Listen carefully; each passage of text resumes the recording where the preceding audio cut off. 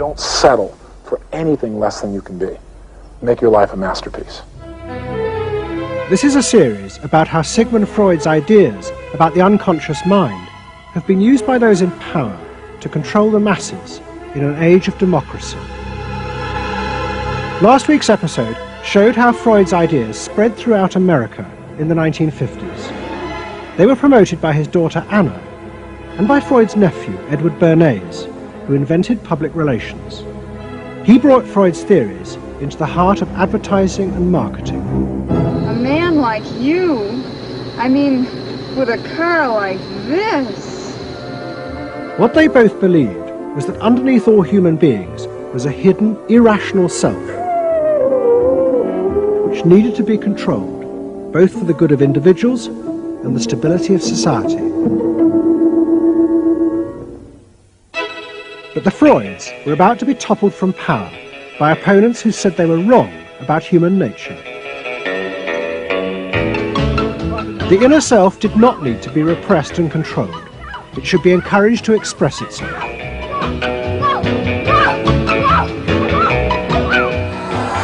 Out of this would come a new type of strong human being and a better society. But what in fact emerged from this revolution was the very opposite. An isolated, vulnerable, and above all greedy self, far more open to manipulation by both business and politics than anything that had gone before. Those in power would now control the self, not by repressing it, but by feeding its infinite desires.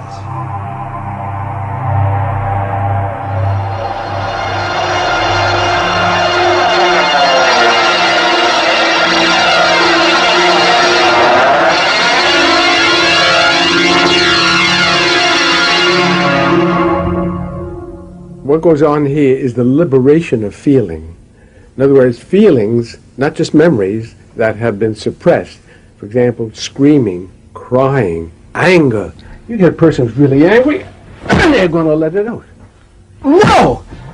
No! I could kill you! I'm an old man. Listen, I can't get all the strength into this that young people would get if they had those feelings. That wasn't bad. In the 1950s, a small group of renegade psychoanalysts began a new form of therapy. They worked in small rooms in New York City and encouraged their patients to express their feelings openly. I want help. I do. I want help. It was a direct attack on the ideas of the Freudian psychoanalysts, who had become rich and powerful, teaching Americans how to control their feelings. In Freud's work, you see, they were afraid of the feelings. They believed that what they wanted was contained people, very proper, doing the right thing and living a proper life. That's what they wanted. But not an intense emotional life. Freud wasn't emotional himself. I mean, he's an intellect, Freud. I was an intellect too, I know, but I'm also more than that now. The leader of this group was a man hated by Freud and his family. He was called Wilhelm Reich. Reich lived an isolated life in a house he had built for himself in remote mountains near the Canadian border. Reich originally had been a devoted disciple of Freud's in Vienna in the 1920s. But he had challenged Freud over the fundamental basis of psychoanalysis. Freud argued that at heart, human beings were still driven by primitive animal instincts. The job of society was to repress and control these dangerous forces. Reich believed the complete opposite. The unconscious forces inside the human mind, he said, were good. It was their repression by society that distorted them. That was what made people dangerous. Reich and Freud had two fundamentally differing views about what was essential human nature. At its core, Freud saw an uncontrolled, violent, warlike, raging inferno of emotions. Reich said these things are not the way human beings are originally destined to be. They're the result of not permitting the original impulse to express itself. The underlying natural impulse, Reich argued, was the libido, sexual energy. If this were released, then human beings would flourish. But this idea brought him into direct conflict not only with Sigmund Freud, but Freud's daughter Anna, who believed that the sexual forces in humans were dangerous if not controlled. My father thought that you should liberate the libido and have freedom, and he developed the theory rather early that neuroses were due to lack of good orgasm, or any orgasm. And that was, Anna Freud, you know, was a virgin. I mean, this is very important because she never had a sexual relation with a man. And here was this man preaching that the way to health was through orgasm. And here was this woman who had been analyzed by her father because she was masturbating. So here's this woman who's opposed to sexuality, really, and here's this man who's preaching sexual freedom. I mean, there was bound to be a clash, wasn't there? The conflict came to a head at a conference in 1934 in Switzerland. Anna Freud, who had by now become the acknowledged leader of the psychoanalytic movement, forced Wilhelm Reich out. She destroyed his career. She got rid of him, very definitely. And I guess part of what I'm doing is getting rid of her. Explain. Well, I think that Anna Freud shouldn't get away with what she did, that it should be known. Maneuvering to get him kicked out of the International Psychoanalytic Association. So you're taking revenge? You might say so, right? Or wronging a right. No, righting a wrong. You better cut that one out. Isn't that called a Freudian slip? Yes, it is. Reich fled to the United States and built his home and a laboratory. His ideas became grandiose to the point of madness. He was convinced that he had discovered the source of libidinal energy. He called it orgone energy, and Reich built a giant gun, which he said could capture this energy from the atmosphere and concentrate it onto clouds to produce rain. He also said that the gun could be used to destroy UFOs, which threatened the future of the world. In 1956, Reich was arrested by the federal authorities for selling a device that he said used orgone energy to cure cancer. Reich was treated as a madman. He was imprisoned, and all his books and papers burnt on the order of the court. A year later, Reich died in prison. To the Freudians, it seemed as if their main threat had been removed forever. But they were wrong. What the Freudians didn't realize was that their influence in American society was also about to be challenged, and in a way that would lead not only to their decline, but to the dramatic resurgence of Reich's ideas in America and throughout the capitalist world.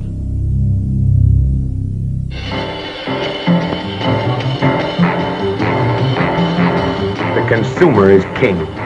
His whim makes or unmakes manufacturers, wholesalers, and retailers. Whoever wins his confidence wins the game. Whoever loses his confidence is lost. By the late 50s, psychoanalysis had become deeply involved in driving consumerism in America. Most advertising companies employed psychoanalysts, and as last week's episode showed, they had created new ways to understand consumers' motives, above all with the focus group, in which consumers free associated their feelings about products. Out of this came new ways to market products by appealing to the hidden, unconscious desires of the consumer. Memorability, sheer deception, great. Tilt-away steering wheel, symbolic, irresistible. a dream thing, the mistress. Something intimate is going on. But in the early 60s, a new generation emerged who attacked this. They accused American business of using psychological techniques to manipulate people's feelings and turn them into ideal consumers. Advertising was manipulation. It was a way to get you to do something that didn't come out of you.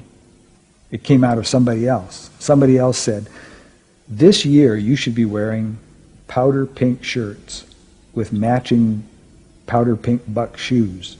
And I said, why? That's not who I am. That's who somebody else is. They wanted you to be somebody who would buy their stuff.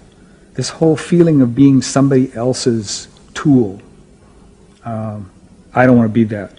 I don't want to be somebody else's man. I want to be me.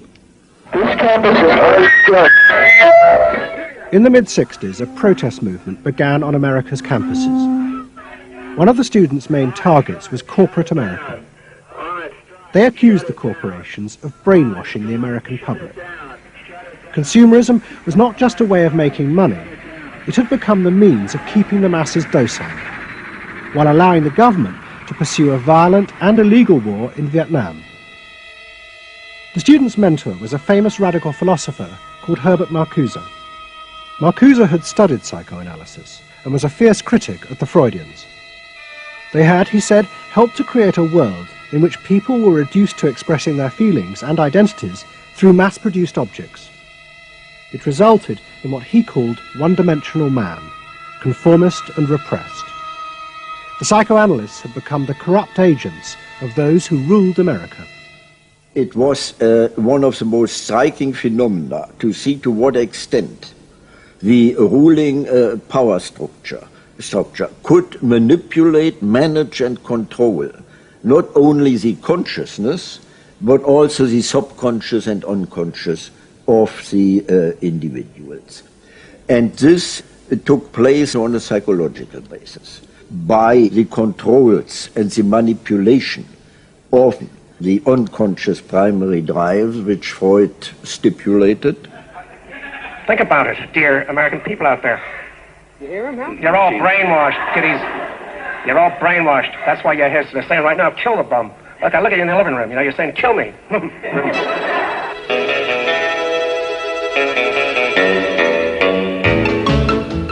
Following the logic of Marcuse's argument, the new student left set out to attack this system of social control. It was summed up in the slogan, "There is a policeman inside all our heads. He must be destroyed." And that policeman was going to be destroyed by overthrowing the state and the corporations that had put him there. One group, the Weathermen, began a series of bomb attacks on companies that they said both controlled people's minds through consumer products and made the weapons being used in Vietnam. There's no way to be committed to nonviolence in the middle of the most violent society that history's ever created. I'm not committed to nonviolence in any way. We want to live a life that isn't based on materialistic values, and yet the whole system of government and the economy of America is based on profit, on personal greed and selfishness. So that in order to be human, in order to love each other and be equal with each other and not place each other in roles, we have to destroy the kind of government that keeps us from asserting our positive values of life. But the American state fought back violently. At the Democratic Convention in Chicago in 1968, the police and the National Guard were unleashed to attack thousands of demonstrators. It was the start of a phase of ruthless repression of the new left in America. It culminated in the killing of 4 students at Kent State University 18 months later. In the face of this, the left began to fall apart. We had met the force of the state. It was much bigger and stronger and more powerful than we realized. And at that point, what seemed to happen was that there was a change in tactics.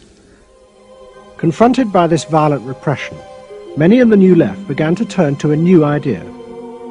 If it was impossible to get the policeman out of one's head by overthrowing the state, instead one should find a way of getting inside one's own mind and removing the controls implanted there by the state and the corporations. Out of this would come a new self, and thus a new society.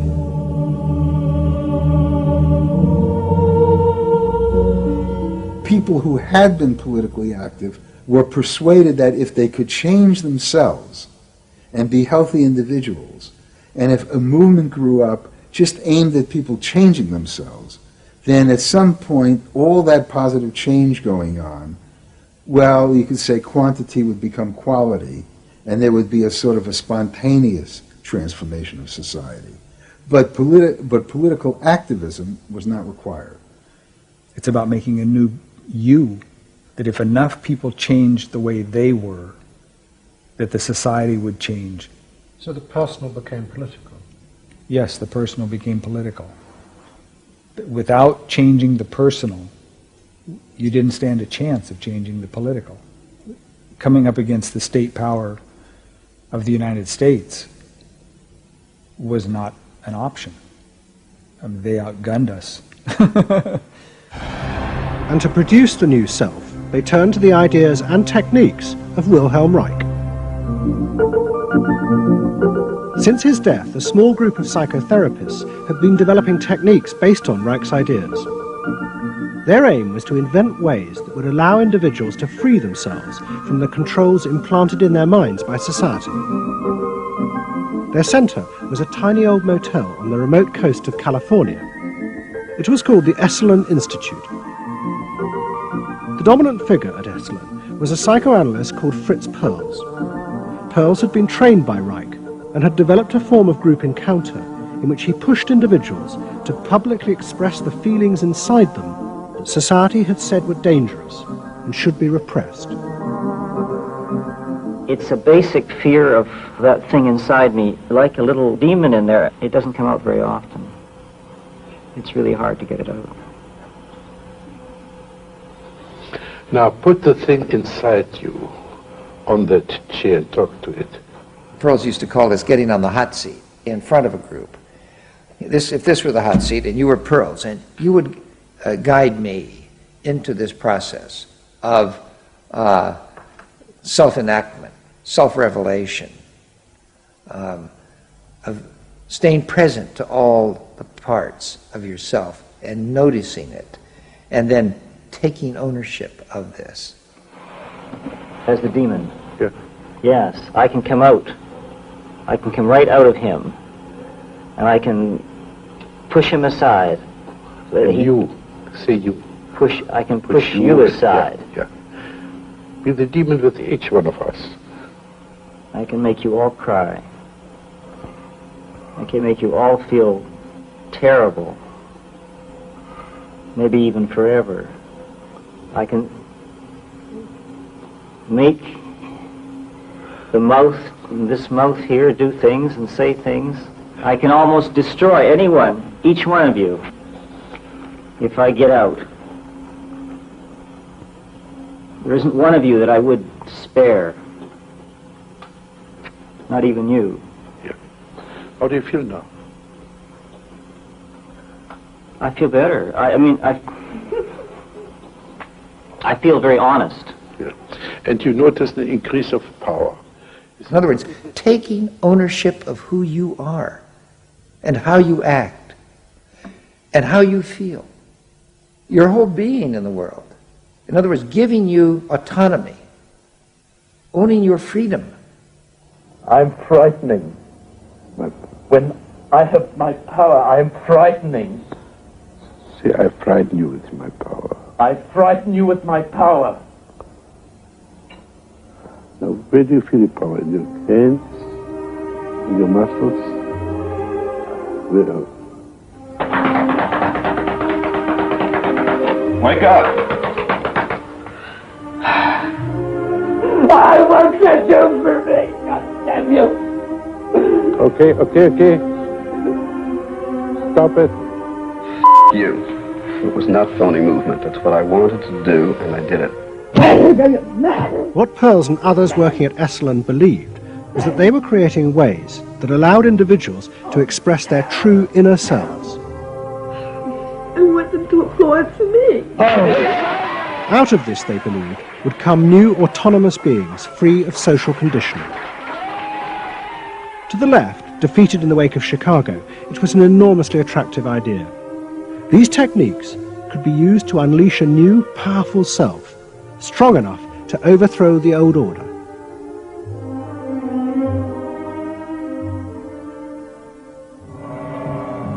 In the late 60s and early 70s, thousands flocked to Esalen. Only a few years before, it had been an obscure fringe institute. Now it became the center of a national movement for personal transformation, the human potential movement. So it became magnetic. People wanted to join this stream of exploration. Within 7 or 8 years, there were about 200 of these centers in America, looking mainly to Esalen for leadership. I feel so liberated. Really? It's fantastic. And it took on a big political agenda. You could not separate personal transformation from social transformation. The two go together. As the movement grew, the leaders of Esalen decided to try and use their techniques to solve social problems. They began with racism. They organized an encounter group for white and black radicals. Both groups would be encouraged to express their inner racist feelings which had been instilled in them by society. By doing this, they would transcend those feelings and encounter each other as individuals. I started a series of encounters called Racial Confrontation as Transcendental Experience. We thought that we wanted to get that kind of black-white confrontation so you could really get down to see what was between the two races, not by backing off and trying to be polite, but by going right into the belly of the beast, of this beast of racial prejudice. And these were extremely dramatic. These were the toughest workshops ever convened at Esalen Institute. I'm looking at you, Whitey. You got clothes on. You got shoes on. You're so sure looking at me, huh? You got the goddamn police in the neighborhood. Really? They're not my police. You got a governor. You got a mayor. Oh, really? You got the president. You got ambassadors. You can vote, too. You got jets in Vietnam. That's the benefits of slave labor. You got buildings, skyscrapers that you dominate and control economically and politically. And tell me that it's not yours. It's yours, too. Then the blacks all got together and attacked the whites.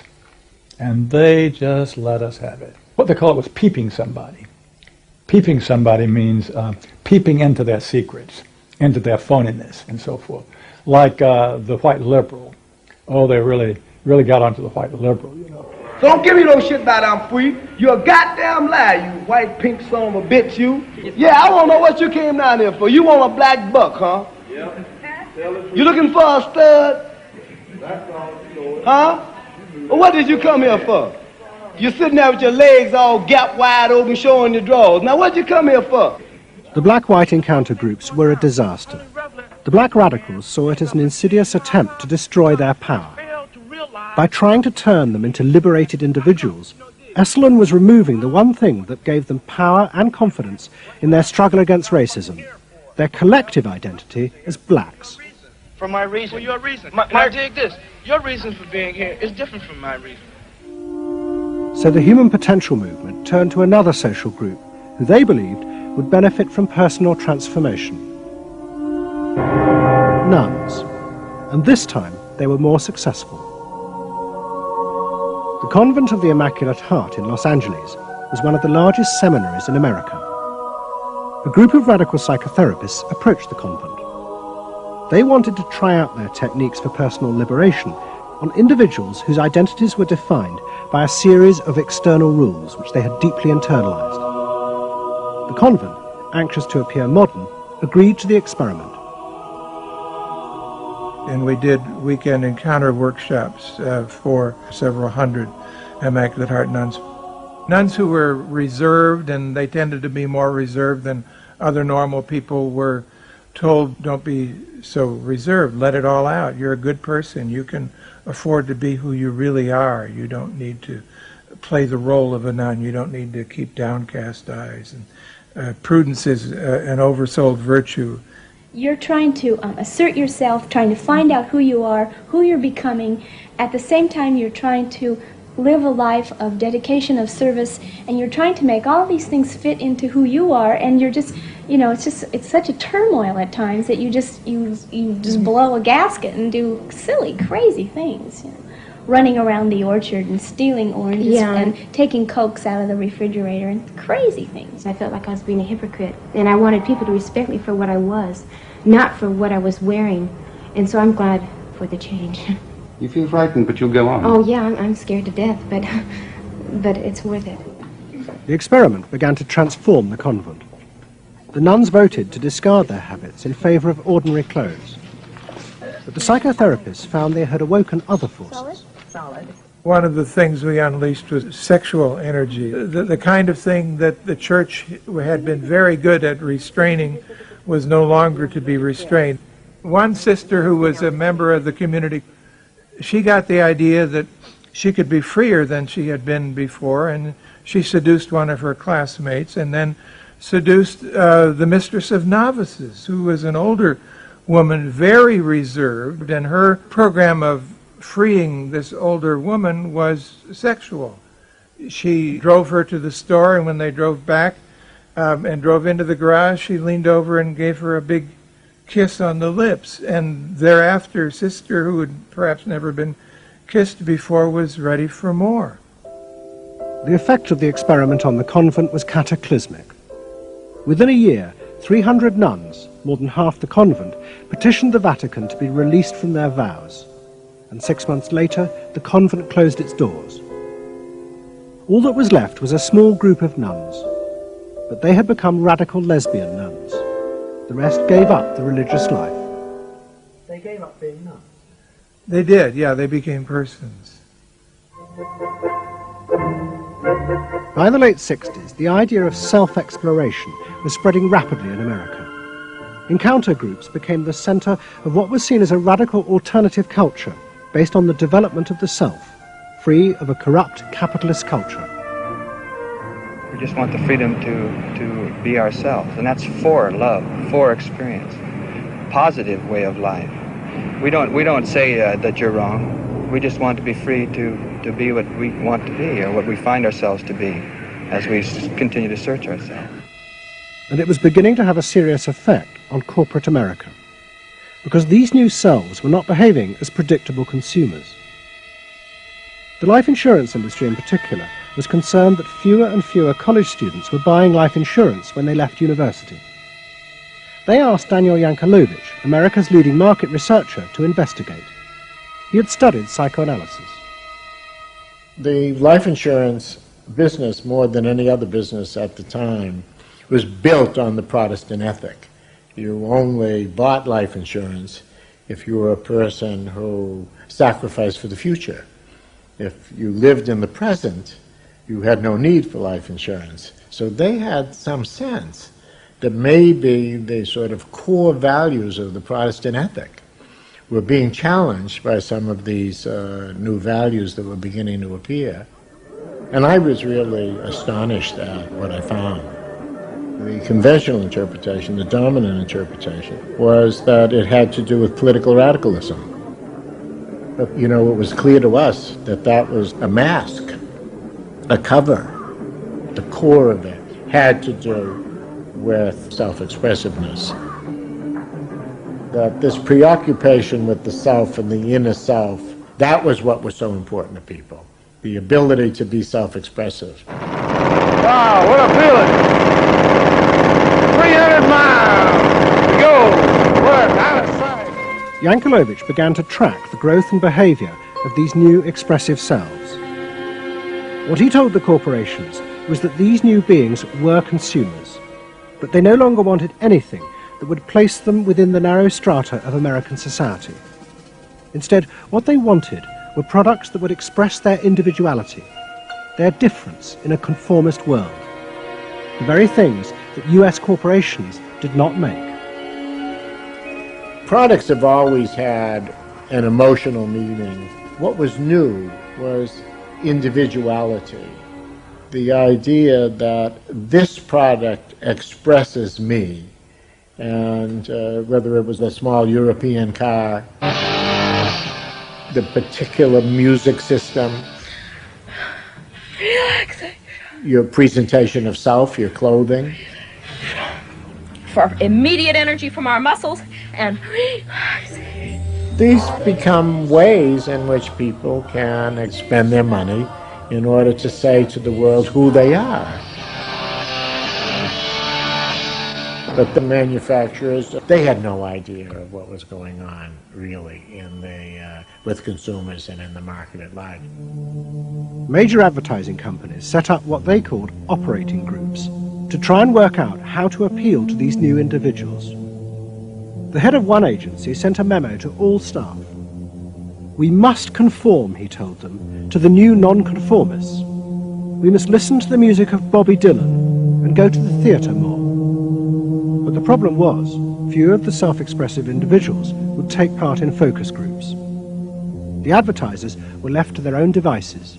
There's a new cereal that tastes so right. Makes you dance, it's a way out of sight. It's tasty little squares of malted wheat. It's crispy and it's crunchy and it tastes so neat. Faster though. That's what I'm saying. Use a folk rock with more rock than folk. And there was an even more serious problem.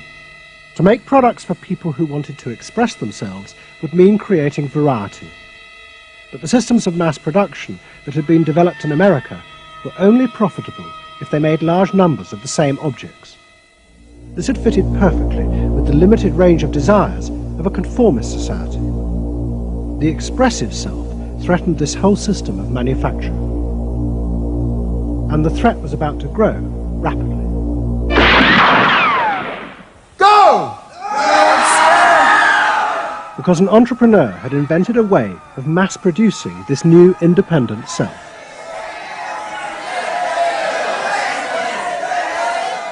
He was called Werner Erhard. Some of the stuff that we traditionally think of as being in your mind is actually in the world, because you're moving to that too.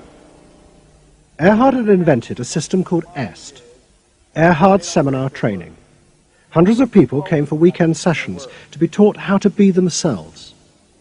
And EST was soon copied by other groups, like Exegesis in Britain. Many of Erhard's techniques came from the human potential movement, but he criticized the movement for not having gone far enough. Their idea that there was a central core inside all human beings was, he said, just another limitation on human freedom.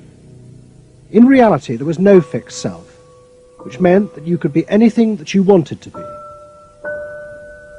The thesis of the human potential movement was that there was something really good down in there.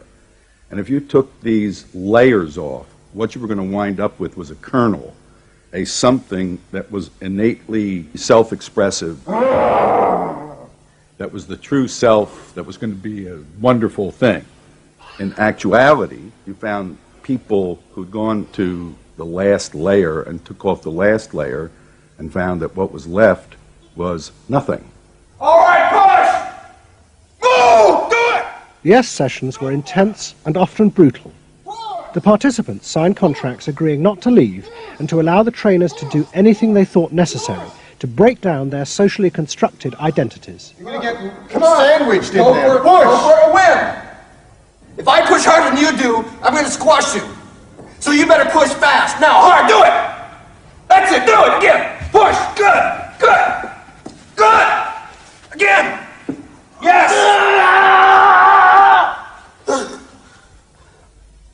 The real point to the EST training was to go down through layer after layer after layer after layer until you got to the last layer and peeled it off, where the recognition was that it's really all meaningless and empty.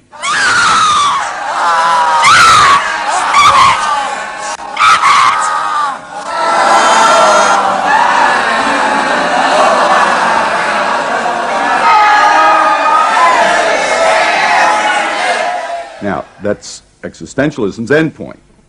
EST went a step further in that people began to recognize that it was not only meaningless and empty, but it was empty and meaningless that it was empty and meaningless. And in that there's an enormous freedom. All the constrictions, all of the rules you've placed on yourself are gone. And what you're left with is nothing. And nothing is an extraordinarily powerful place to stand, because it is only from nothing that you can create. And from this nothing, people were able to invent a life, and allowing them to create themselves. Invent themselves. You can be what you want to be. I want you to start to make that sound, and on that sound, create and people the world the way you want to create it. What Earhart did was to say that only the individual matters, that there is no societal concern, that you living a fulfilled life is all you need be concerned about. Est people came out of those trainings feeling that it wasn't selfish to think about yourself, it was your highest duty. So kiss me and smile for me, tell me that you'll wait for me, hold me like you never let me go. The training is 2 weekends, and it was quite an incredible experience in my life. I'll forever be grateful for the experience. I got a great deal out of it. We really want to know who we are. There are things going on. We learn more and more about ourselves all the time, and to really find out what it is that makes us tick and how we are discovering ourselves. I'm leaving. Est became hugely successful. Singers, film stars, and hundreds of thousands of ordinary Americans underwent the training in the 1970s. But in the process, the political idea that had begun the movement for personal transformation began to disappear. The original vision had been that through discovering and expressing the self, a new culture would be born, one that would challenge the power of the state. We will not let them separate our culture from our politics. We are a people. We are all together. But what was now emerging was the idea that people could be happy simply within themselves, and that changing society was irrelevant. One of the proponents of this was Jerry Rubin. In 1968, Rubin, as leader of the Yippies, had led the march on Chicago, but now he had undergone Est training. I was willing to die, and I had a martyr complex in a sense. I think we all did. And I've given up that ideal of sacrifice. And I'm not as overwhelmingly moved by injustice as I was. And now we reincarnated ourselves from within. Basically, the politics were lost and totally replaced by this lifestyle, and then the desire to become deeper and deeper into the self. By now, a grandiose sense of the self. And my a good friend and one of the original Yippie founders, Jerry Rubin, definitely moved in that direction. And I think he was beginning to buy into the notion that he could be happy and fully self-developed on his own. Socialism in one person. Yes. Was he alone in that trajectory? Although that, of course, is capitalism. That's the whole joke. I think it's funny. I think it's funny because people spend so much of their life being bedeviled by their past and being locked into their past and being limited by their past. And there's an enormous freedom from that. Letting people create themselves. Est was only the most vivid and intense expression of an idea that was spreading rapidly through all strata of American society. Books and television programs promoted the idea that one's first duty was to be oneself. And those monitoring this shift were astonished at the speed with which the idea was spreading. In 1970, it was a small percentage of the total population, maybe 3 to 5%. By 1980, it had spread to the vast majority of the public, up to 80%. You asked the question, how do you get self-actualized? You take this day and you say, when I shave every morning, I look in that mirror, I say to myself, I really say this, I say, nobody is going to ruin this day for you, Wayne Dyer, nobody. That this preoccupation with the self and the inner self traveled and spread throughout the society in the 1970s. It helped me to stop living in the past and start building from today and using my experiences in a positive way to be a better person today and tomorrow. But then the problem comes, well, how do you be self-expressive? And it was at this point that American capitalism decided it was going to step in and help these new individuals to express themselves, and in the process make a lot of money. The first thing they were going to do was to find a way of getting inside their heads, to discover what these new beings wanted in order to be themselves.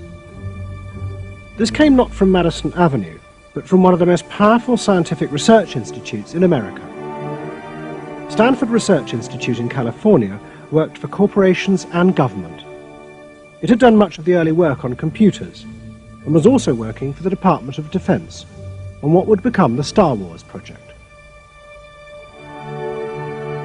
In 1978, a group of economists and psychologists at SRI decided to find a way to read, measure, and fulfill the desires of these new, unpredictable consumers. The idea was to create a rigorous tool for measuring a whole range of desires, wishes, values that prior to that time had been kind of overlooked. They say in business, what gets measured gets done.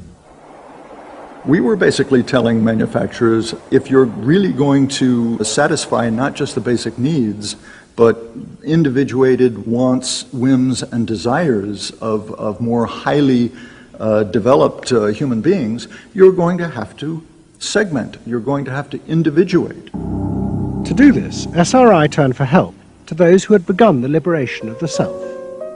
In particular, one of the leaders of the human potential movement, a psychologist called Abraham Maslow. Through observing the work at places like Esalen, Maslow had invented a new system of psychological types. He called it the hierarchy of needs, and it described the different emotional stages that people went through as they liberated their feelings. At the top was self-actualization. This was the point at which individuals became completely self-directed and free of society. The team at SRI thought that Maslow's hierarchy might form the basis for a new way to categorize society, not by social class, but by different psychological desires and drives. To test this, they designed a huge questionnaire with hundreds of questions about how people saw themselves, their inner values. The questions were designed to see whether people fitted into Maslow's categories. We were trying to find out what people really felt like. So we asked these really penetrating questions, and we hired a company that administers surveys, to do them. They said they've never seen anything like it. Usually you have to send out a postcard 6 weeks and then another postcard, and then you got to call the people up, to get the return rates up. We had an 86% return, and they only sent out one postcard. People loved filling out this questionnaire. We got several questionnaires back with a note attached saying, do you have any other questionnaires I could fill out? Because we were asking people to think about things that they had never thought about before, and they liked thinking about them. Like what? Like what they felt inside? Yeah, like what they felt inside. What motivated them? What was their life about? What was important to them? It was sort of like, wow. The answers were then analyzed by computer. It revealed that there were underlying patterns in the way people felt about themselves, which fitted Maslow's categories. And at the top of the hierarchy were a large and growing group which cut across all social classes. The SRI team called them the inner directives. These were people who felt they were not defined by their place in society, but by the choices they made themselves. But what SRI discovered was that these people could be defined by the different patterns of behavior through which they chose to express themselves. Self-expression was not infinite. It fell into identifiable types. And the SRI team invented a new term for it, lifestyles. They had managed to categorize the new individualism. They called their system Values and Lifestyles, VALS for short. At the forefront of this change are three new VALS groups we call inner directed. These are people for whom personal satisfaction is more important than status or money. They tend to be self-expressive, complex, and individualistic.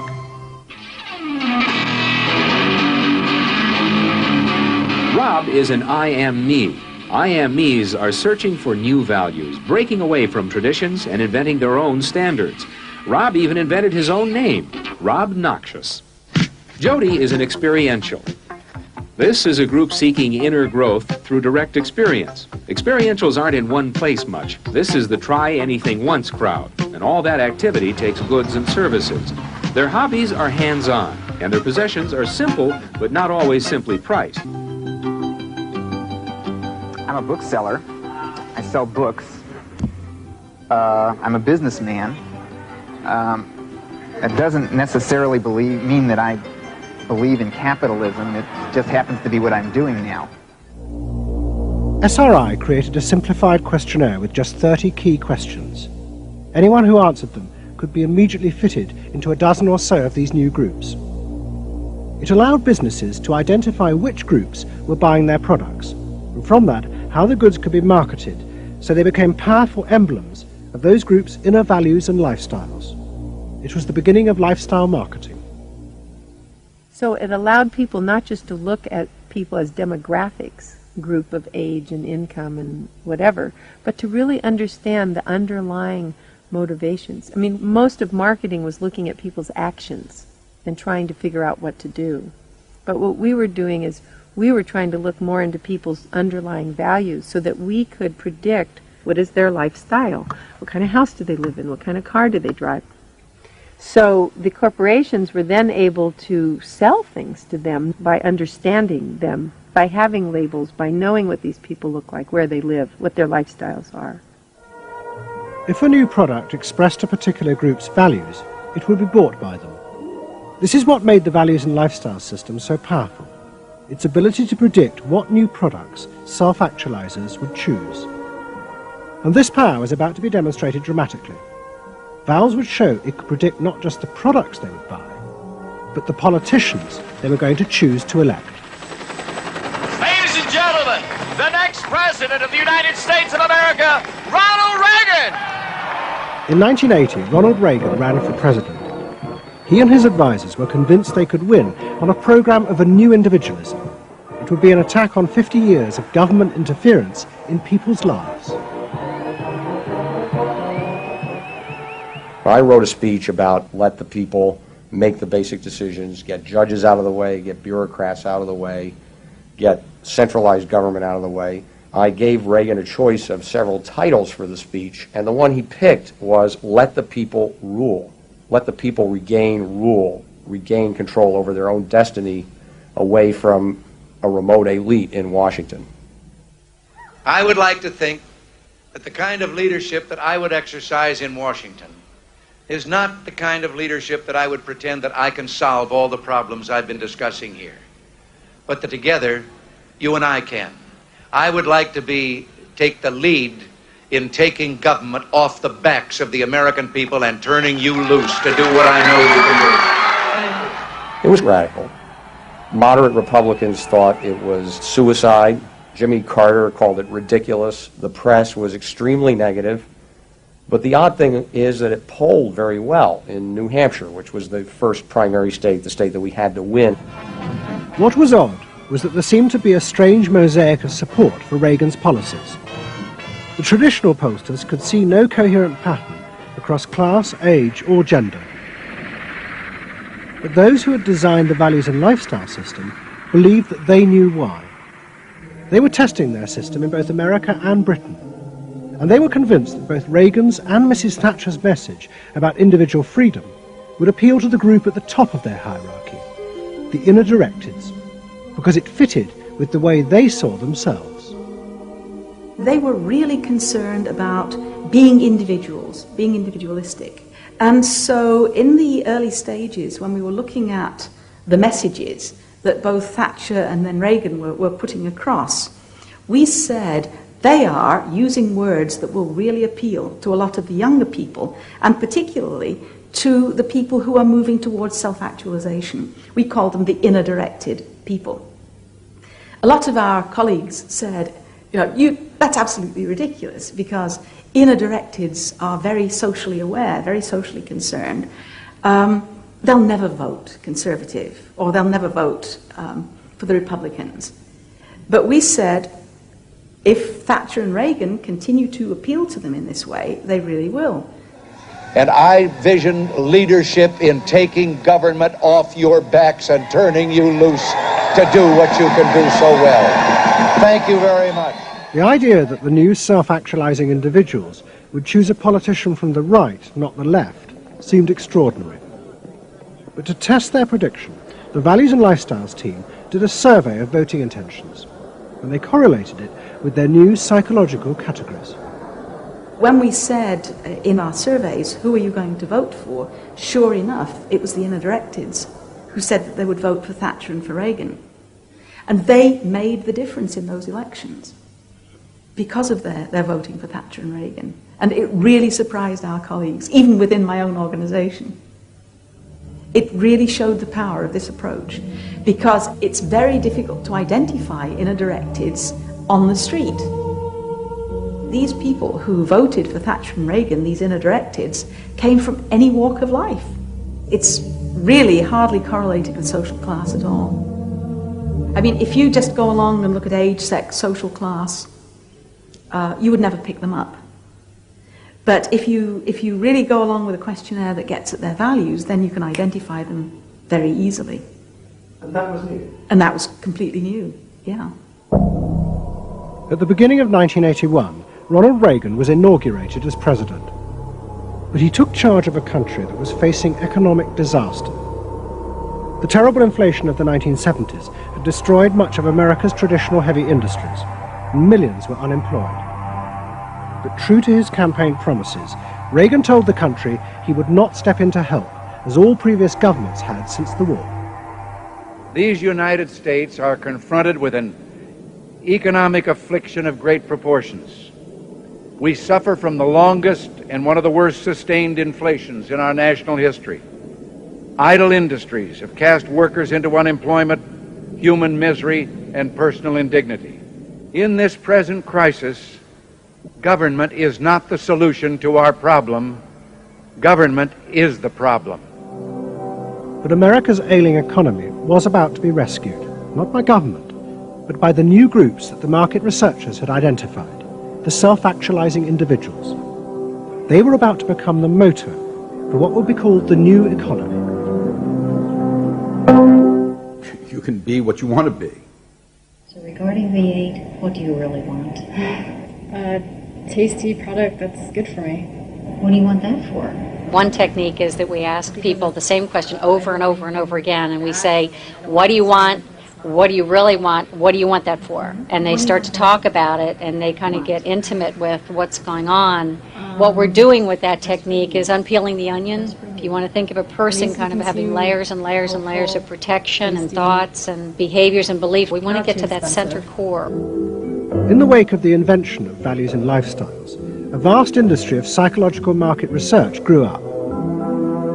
And the old technique of the focus group, invented by the Freudian psychoanalysts in the 50s, was used in a new and powerful way. The original aim of the focus group had been to find ways to entice people to buy a limited range of mass-produced goods.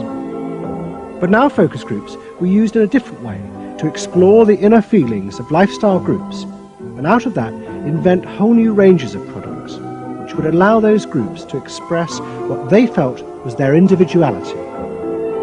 And the generation who had once rebelled against the conformity imposed by consumerism now embraced it, because it helped them to be themselves. What capitalism managed to do that was brilliant was to actually create products that people like me would be interested in, that people like Jerry Rubin would be interested in. Capitalism developed a whole industry at developing products that evoke a larger sense of self, that seemed to agree with us that the self was infinite, that you could be anything you wanted to be, that took our philosophy and agreed with it, and then created products that supposedly helped you, aids, that helped you be this limitless self. The product sells you a way of life, a way of being. The product sells you values. You dress this way, you live in a house like this, you have furniture like this, you use this computer. Do you have the regular jeans or? Oh, Gloria Vanderbilt does a lot in denim, in silks, and in cotton. You eat in these restaurants, there are values there. Hipness, coolness. This is not, I repeat, not a marketing scheme. So the notion that you could buy an identity replaced the original movement notion that you were perfectly free to create an identity. And you were perfectly free to change the world and make the world anything you wanted it to be. Well, what I wear is a statement. And this vast range of new desires fitted perfectly with changes in industrial production. Computers now allowed manufacturers to economically produce short runs of consumer goods. The old restrictions of mass production disappeared, as did the worry that had bedeviled corporate America ever since mass production had been invented, that they would produce too many goods. With the new self, consumer desire seemed to have no limit. In the United States, the concern of companies was always that supply would outstrip demand, that we were producing too much, and that there was not a market for it. You don't hear that kind of talk anymore, because you've gone from a conception of a market of limited needs, and if you fill them, they're filled, to a market of unlimited, ever-changing needs dominated by self-expressiveness, that products and services can satisfy in an endless variety of ways, and ways that change all the time. And consequently, economies have unlimited horizons. Out of this explosion of desire came what seemed a never-ending consumer boom that regenerated the American economy. The original idea had been that the liberation of the self would create new kinds of people, free of social constraint. That radical change had happened, but while the new beings felt liberated, they had become increasingly dependent for their identity on business. The corporations had realized that it was in their interests to encourage people to feel that they were unique individuals and then offer them ways to express that individuality. A world in which people felt they were rebelling against conformity was not a threat to business, but its greatest opportunity.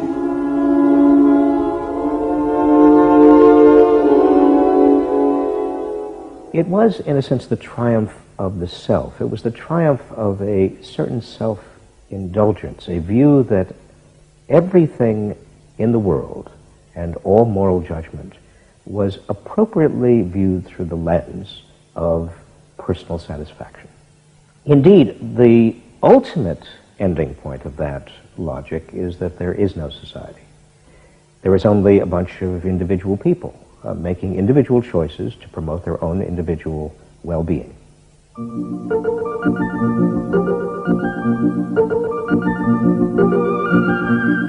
Next week's episode tells the story of how politicians on the left, in both Britain and America, turned to the techniques developed by business in order to regain power. But what they didn't realize was that what had worked for business would undermine the very basis of their political beliefs. They would find themselves trapped by the greedy desires of the new self.